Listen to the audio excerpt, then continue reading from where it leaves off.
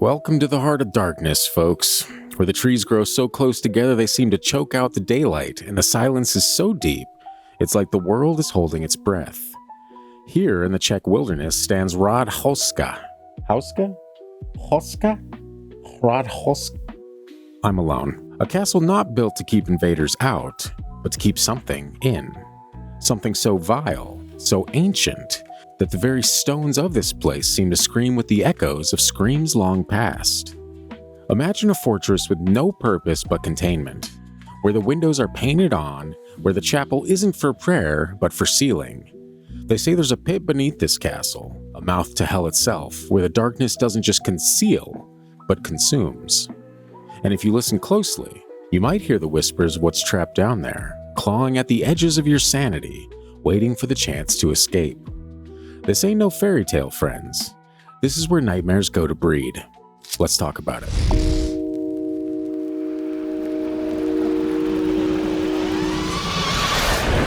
Daddy's time now.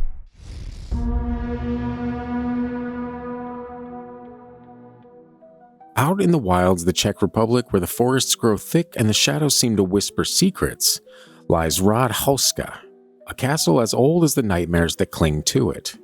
This Gothic beast, erected in the 13th century under the iron gaze of King Ottokar II, wasn't built for defense, oh no.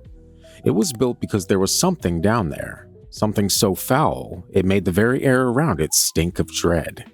Look at Houska. I feel weird when I say it. I seem too cookie-cutter California boy to say that properly. I'm just going to say Houska. You know what? Never mind. I'll try. It's fine. Look at Houska. See? Weird. And you'll see a castle with no fortifications. No kitchen, windows that are nothing more than a lie painted on stone. It sits not on a strategic hill, but in the middle of nowhere. As if its builders had one purpose. To keep something in, not out. The structure itself is an anomaly. A monolith in the wilderness, far from anything but howling of wolves and the rustle of leaves. The tales they tell of Houska, they chill you to the bone. They say it was built over a pit, a yawning maw in the earth, a gateway straight to hell. They speak of creatures, half man, half beast, clawing their way up from that abyss, their eyes like the coals of damnation. Over this pit they constructed a chapel, not to worship, but to contain.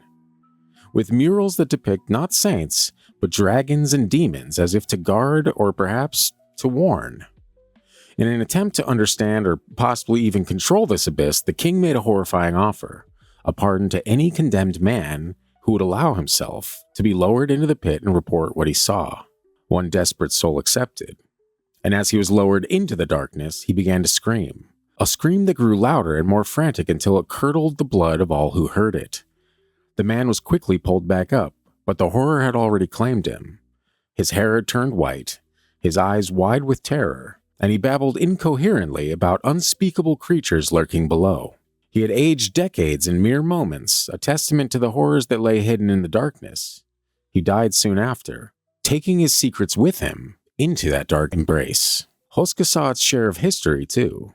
The Swedes during the 30 Years' War, the Nazis in their dark days, each leaving their mark, each perhaps drawn to the castle's aura of the otherworldly.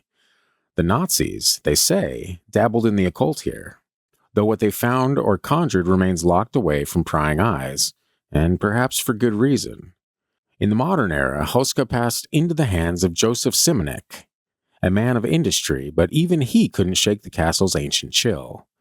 It's open now, for those brave enough to visit, where you can walk those halls where the air feels thick with something not quite right.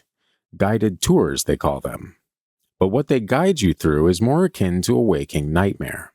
Paranormal investigators have flocked here like moths to a flame, drawn by tales of scratching from beneath the floors, shadows that move when they shouldn't, and the feeling, that bone-deep feeling, of being watched. They've recorded their findings, leaving behind more questions than answers, and more fear than fact.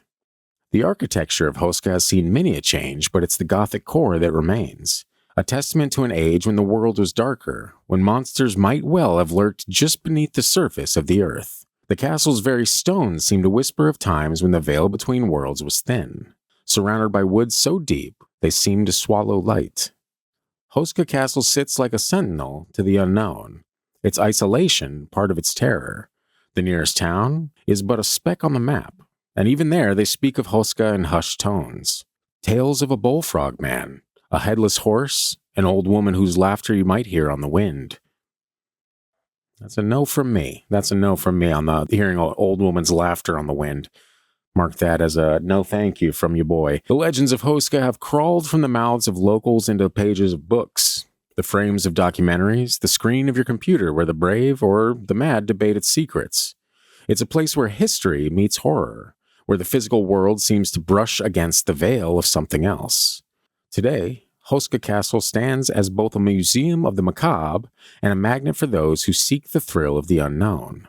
Tours are given, events held, but beneath it all, there's a current of fear, a reminder that some places are not built to keep the world out, but to keep something terrifying in. So come if you dare to Houska Castle, where the stories are as real as the stones, where history and myth are locked in an eternal dance, and where the night might just whisper back to you.